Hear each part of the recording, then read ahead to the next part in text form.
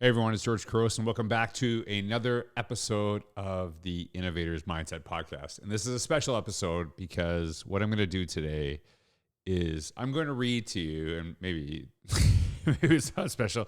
We'll see. I'm going to read to you the first chapter of Forward Together: Moving Schools from Conflict to Community in Contentious Times. And I wanted just to share with you, first of all, how much I appreciate all of the positive comments, the takeaways from the book that people have been sharing. It has made me feel really appreciated for this work. And I really, truly am so excited about this book because I feel that we live in this time of contentiousness.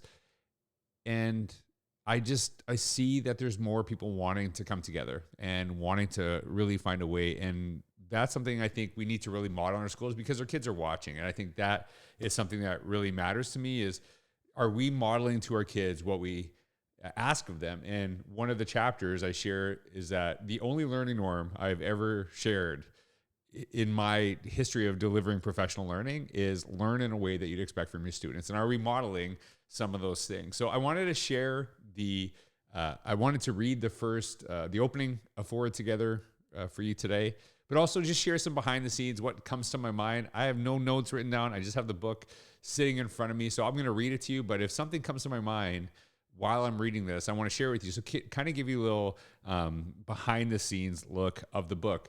But I also wanted to share this because people have been asking for an audio version already, which I very much appreciate that people are excited about this. And hopefully that will be coming out by the end of 2026. It does take a little while to process. And full disclosure, you can get them done immediately with AI. They can simulate a voice.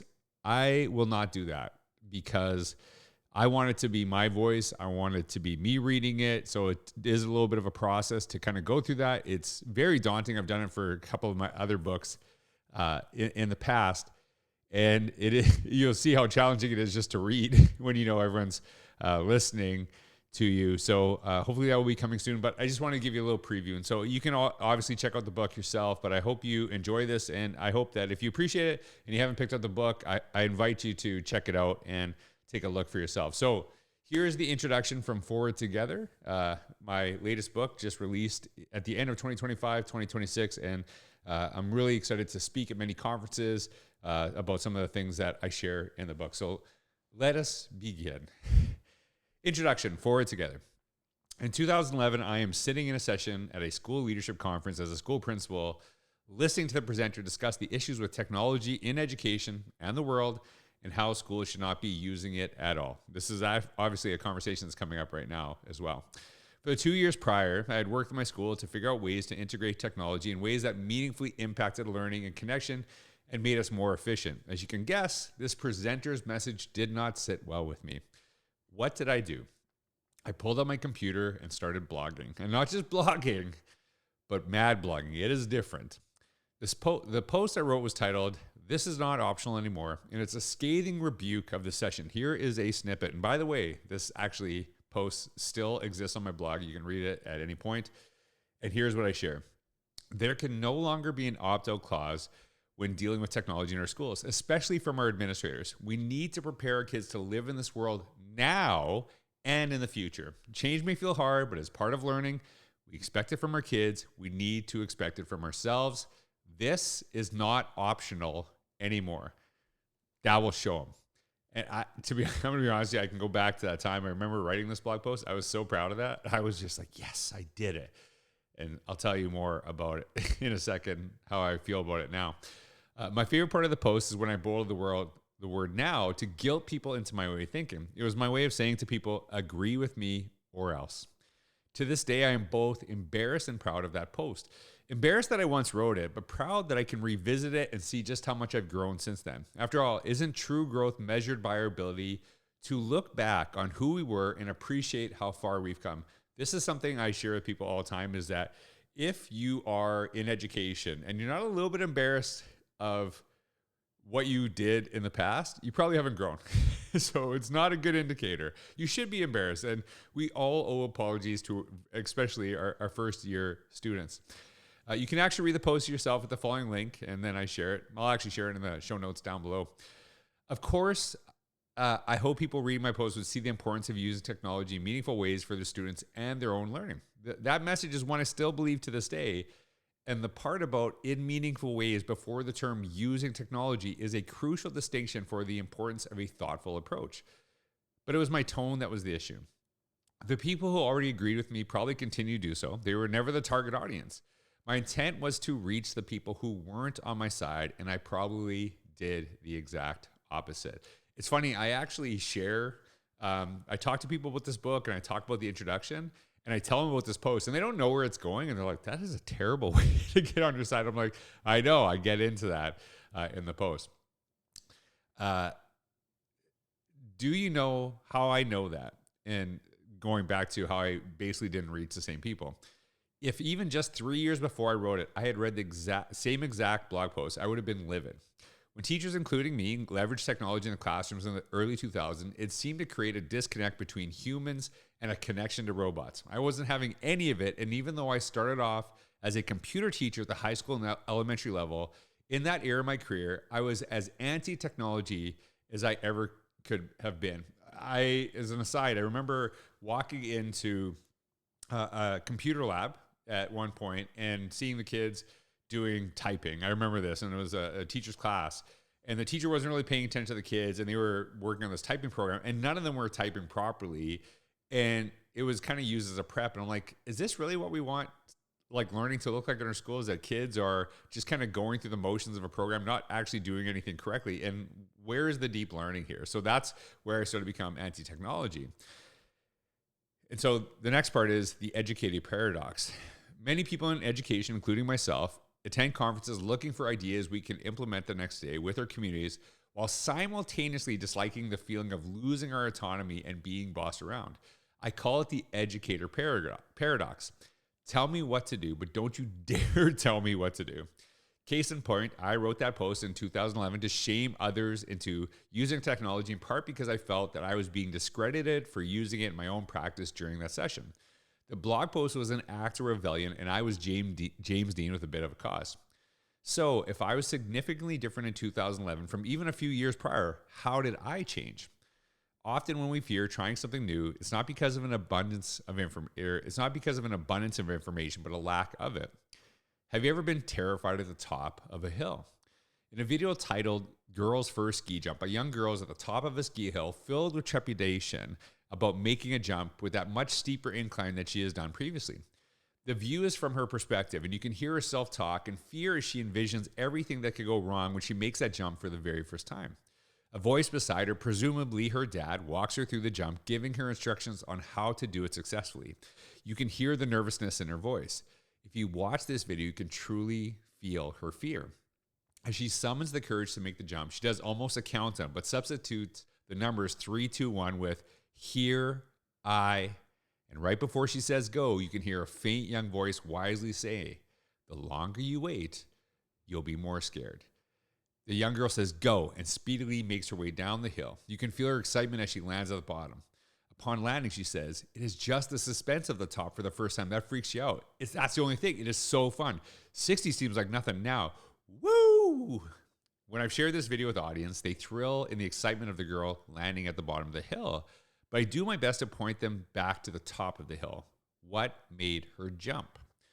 First of all, the adult beside her was guiding her from a place of experience and learning. From his coaching, you could tell he had done that same jump several times himself and was able to guide her with an abundance of information and experience. He didn't just push her down the hill and hope for the best. He might not have gone first this time, but he had definitely gone before the young girl he was helping. And then the young, soon-to-be stoic, sharing her wisdom. The longer you wait, you will be more scared. That's a crucial reminder that there are things that have become part of our routines today that we once swore we would never do. For example, my high school English teacher, Herman Bauer, shout out to Mr. Herman Bauer. He was an incredible teacher. He would have probably never guessed I would end up writing every single day. Probably because I told him that I would never write again after high school. Now I can't imagine going through a day without writing. Pam Allen once said, "Reading is breathing in, writing is breathing out. This is my exhale, and I don't like holding my breath." My biggest takeaway from this video is that if you want to move people forward, you have to be the expert guiding the girl down the ski hill who can learn from a place of experience and guide someone in a new endeavor while also remembering you were once the novice who was terrified to make that same jump. When I wrote that initial post, I tried to be the expert, but I forgot I was once the novice. If you want to help move people from their point A to their point B, you have to remember you were probably at that point A once yourself. Through a lens of empathy, you're more likely to better understand the needs, fears, and goals of others to help them take steps in their journey and move forward. Self-reflection and empathy help remind us that we have all experiences of embracing something in our current routines that we swore we never would. Early on in my school administrative career, a superintendent told us that we all need to carry Blackberries, very Canadian. I distinctly remember one of the veteran principals saying at the time, "Over my dead body, will I carry a phone with me everywhere I go?" By the time he retired, he often carried two, one for work and one for personal use. So what led me to jump? I was skeptical of technology for a portion of my teaching career. And I remember my own brother, Dr. Alec Couros, I just call him Alec, nudging me. I actually wrote that in the book, nudging me to use technology in my school. He showed me the benefits, some of the things that he had learned, and helped me push forward without pushing me off a cliff. It was less his words and more his actions that inspired me to do something new and better. As a professor of educational technology, he knew that my job as a school principal meant we not only had different experiences in education, but different roles and strengths as well. My brother made me feel challenged, but appreciated as much as an older brother can do. The warm bath and cold shower approach. Through the guidance of my brother and countless others I look up to, I've learned that a combination of having a warm bath and a cold shower is ideal for moving people forward. You want people to feel appreciated and good about what they currently do, but also challenged to grow. This is my goal every time I go into a room and speak. I want people to really feel that affirmation that, hey, you are doing great stuff, and you were doing great stuff before I came here, and you'll do stuff after I leave here, whether I came here or not. But you do want to kind of challenge a little bit as well. The importance of this combination is that people do not want them pushing you unless they know you have their back. In that blog post, I failed to extend the same grace and support that my mentors had once offered me. Instead, I insisted that using technology was no longer optional, a message that landed more like a cold shower than the warm bath of encouragement I had once received. Do not judge people for not being where you are today when you weren't there yesterday. I think this is such an important point that I make in the book, is that we often are really frustrated with people and their lack of progress, but we didn't just show up one day doing the things that we're doing now. We were pushed, we were challenged, we were supported through that process. And it's always important to remember that. Next part, moving from debate to discussion. As you read the text above, the conversation in your mind might have been on whether schools and classrooms should use technology or not, or how prevalent it should be in learning. I will not engage in that debate, as it is not the point of the book. In fact, I'm not interested in having any debates, which is ultimately what inspired this book. I was approached by a news outlet to be the pro phone in the classroom person on a debate for a news show, which I politely declined because I'm not pro phone. I am pro learner, and that's where my focus should be. Now, I do have views on technology in and out of the classroom. I do my best to engage in discussions and not debates. The reason I am more interested in discussion over debate is because the latter implies winners and losers, while the former is hopefully undertaken in search of a shared solution. Now, I'm just going to give you a little side here, a little behind the scenes. When I was a principal, and this is why I actually declined the interview. It was with a news station in Canada. And we were talking about cursive handwriting. And I was asked to give my thoughts on cursive handwriting. And I didn't understand at the time, but it was a national news broadcast. But basically, there is a person who was very pro-cursive, and I was put as the anti-cursive person. And I wasn't anti-cursive at all. But I said, hey, look, we only have a certain amount of times a day. And although I think there should be some cursive being taught, would we teach it the same amount that we would teach it in schools when I went to as a kid? And what was amazing is that they tried everything to make me so anti-cursive, and I kind of kept arguing with them that I wasn't, but we just have to think differently. And there's all these technologies that we have to consider. How do we leverage them? How do we use them? And they did a great job painting me as the anti-cursive people, and people attacked me forever on social media, which is fascinating because they were very anti-technology, but used the technology to attack me for something I didn't really say. And that was something that was interesting. So I just know those conversations. And here's the thing, makes great news, doesn't make great conversation. Continued. As Dale Carnegie, author of How to Win Friends and Influence People, shares, you can't win an argument. You can't, because if you lose it, you lose it. And if you win it, you lose it. Debates make for great viewing, but often create more division than community. And in his book, Intuition, Pumps, and Other Tools for Thinking, philosopher Daniel Dennett references Anatole Rappaport's rules of constructive argument and debate, which can be used to help frame discussions to move the conversation forward. How to compose a successful commentary. You should attempt to re-express your target's position so clear, vividly, and fairly that your target says, thanks, I wish I had thought of putting it that way. You should list any points of agreement, especially if they're not matters of general or widespread agreement. You should mention anything you have learned from your target. Only then are you permitted to say so much as a word of rebuttal or criticism. This is such an important aspect, and I really appreciate that I shared this because I think it's just brilliant. It is not mine. But it is that idea is that if I cannot make your argument for you, I don't really understand what you're saying. And it doesn't mean that I'll agree with you, but I at least understand your viewpoint, or I'm trying to understand your viewpoint. This is so crucial in a world that is so divided right now. When we take the time to truly understand someone's perspective before offering our own, we open the door to real dialogue. People become more willing to listen, not because we've won an argument, but because we've shown respect, empathy, and a genuine desire to learn alongside them. Note the above doesn't work for all situations, and that is understood. But also of note is that if this were used in more conversations, there would be a benefit to all parties that partake, and you are more likely to find the best ideas, discussion, than be able to declare winners and losers, debate.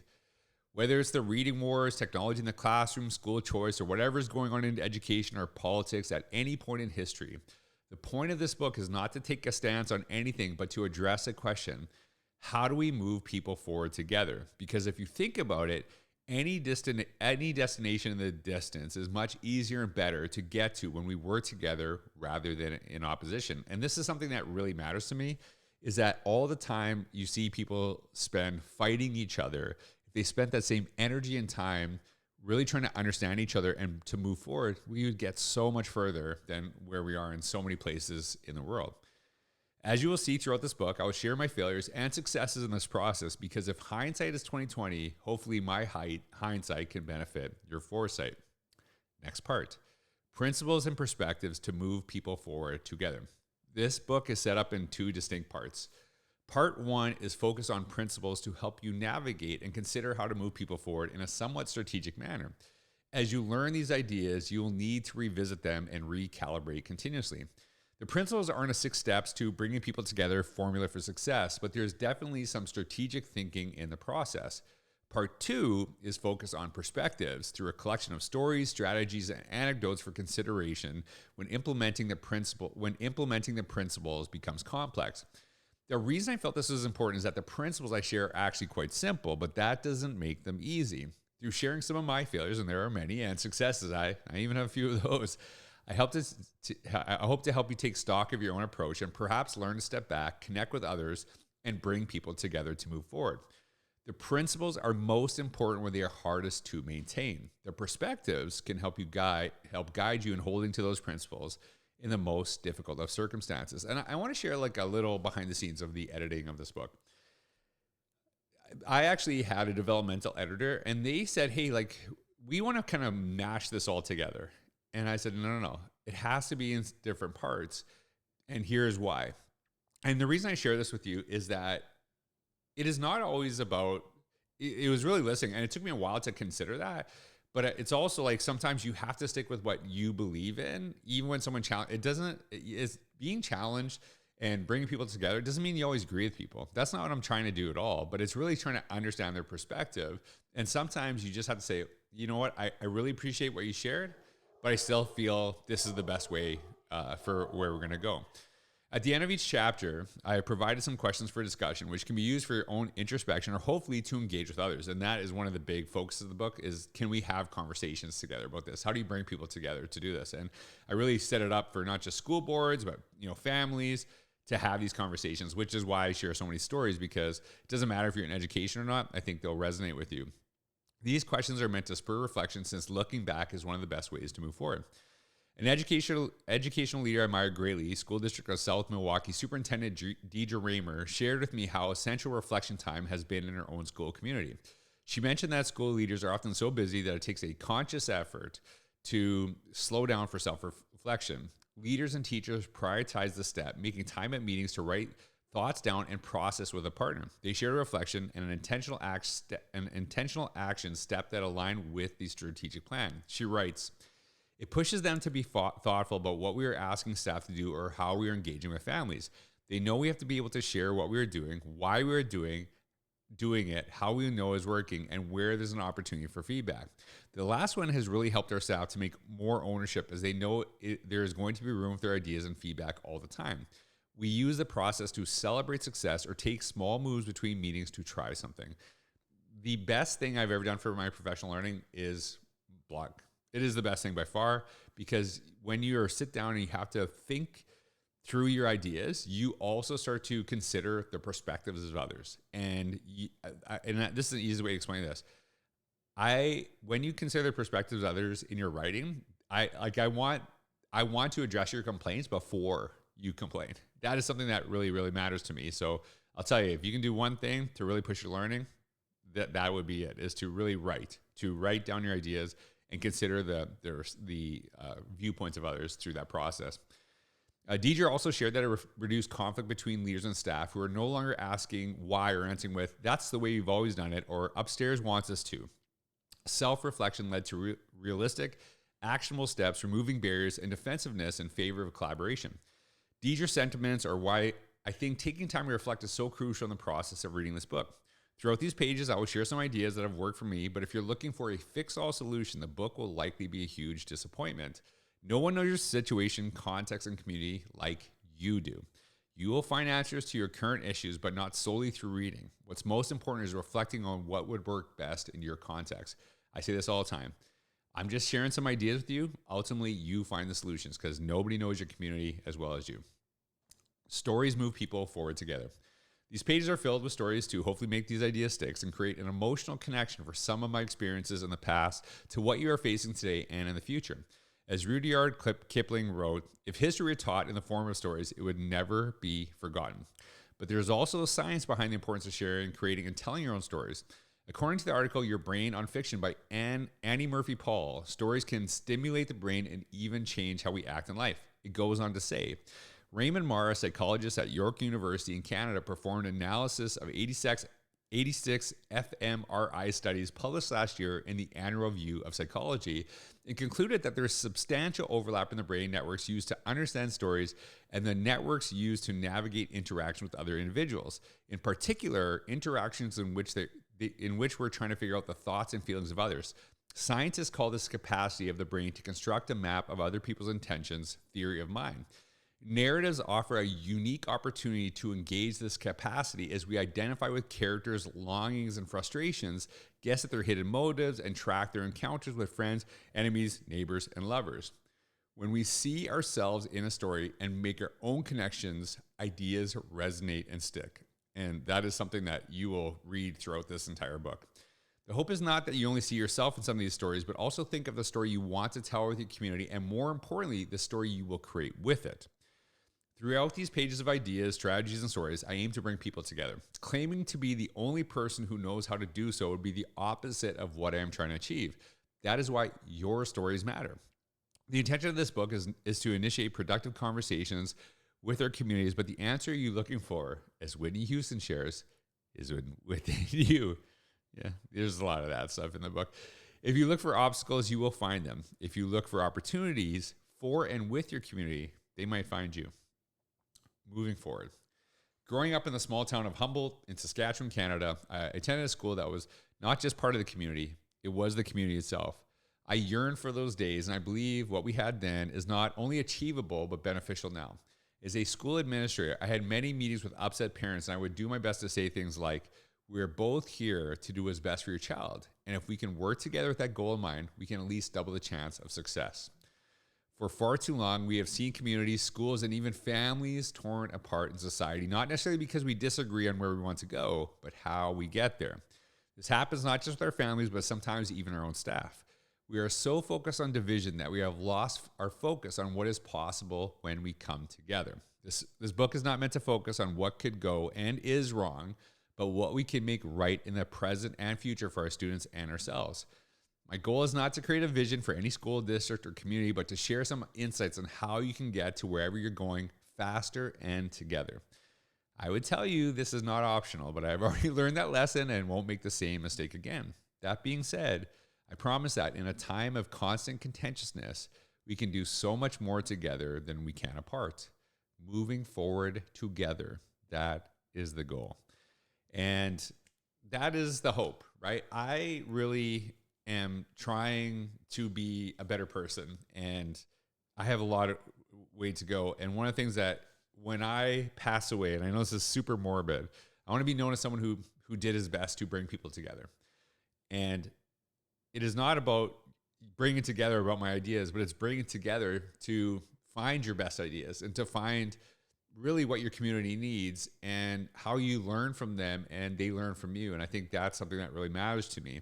And as I shared, every chapter has some of these questions, and I'll just share some with you from the end of this. What is something you do today that you resist in the past? And I think that's a really important question. And what helped you change your mind? How did you get to where you're at right now? And like, what did you do when you pushed back? Who is someone who helped you see things in a different way? What things did they do that you could emulate with the people you serve? Think of a time when you try to move people forward towards something, but the movement was little to none. What did you learn from that process? And what would you do differently today because of that process? And as I suggested, this is a really great opportunity for not you just to reflect on this. And I think here's a really great idea. I think it's a great idea. You decide if it's a great idea, I guess. Instead of actually just kind of throwing these group discussion questions, do what Deidre did. Have some time to write, have some time to process, do some brain writing, and then come together and have those conversations. I think you'll have way better conversations that way if people have time to process and then get into the discussion, because then you have more contributions from people who might not process as quickly, but just need a little bit more time to think out their thoughts and share them with the world. And I know I've been sharing a lot about this book, but I'm really passionate about it because I think this is a huge problem in our society, and I want to find the solution. I want to, and it won't work everywhere. And I think that's one of the reasons the principles and the perspectives really matter. I share these 6 principles. I think they're really powerful, but I also acknowledge they're not going to work perfectly. And nothing you have ever read in a book or has anyone ever been taught to you has worked perfectly. And that's why I share the perspectives. When things go wrong, how do you take a step back so you can just kind of hold on and move forward? Because those principles are still important to what you do. But we always have to deal with the human factor, and that's great. I think we can learn through that process. So I just think having conversations, bringing people together is the goal. So I really hope you check out the book. You can see the QR code. You can see the link down below if you're listening to this. But I would just want to be more a part of this conversation. And I really thank you for the support. And I hope you just got a little taste of where this is going. I promise you there's some really great stories. And the number one comment I got in this book, it's hilarious.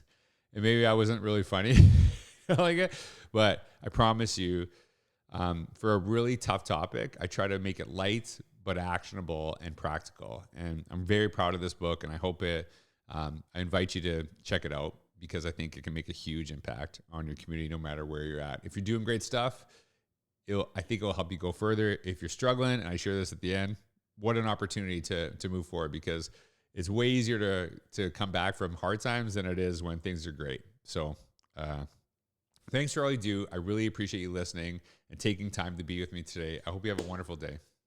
Take care.